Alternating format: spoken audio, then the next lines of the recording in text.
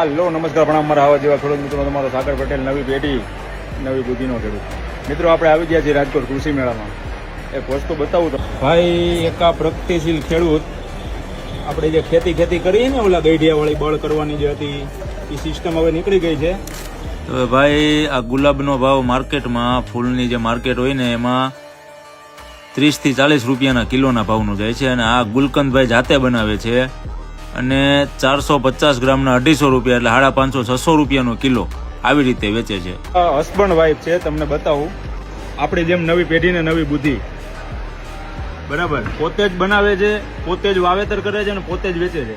આવું કરાય કે ન કરાય એવા બધાને સમજાવો. આજે આપણી ખેતી છે છતાંય કરવી નથી દેજો. જરૂરથી અત્યારના જે ખેતીમાં જેટલી મુશ્કેલીઓ છે, વાતાવરણના જેટલા પ્રકોપો છે, એના માટે તો થોડુંક સ્માર્ટ વર્ક કરીને થોડુંક આપણે બ્રાન્ડિંગ કરીને આવી રીતે ખેતી કરીએ, ડાયરેક્ટ કસ્ટમર સુધી પહોંચીએ તો બેસ્ટમાં બેસ્ટ ખેતીનો વિષય છે.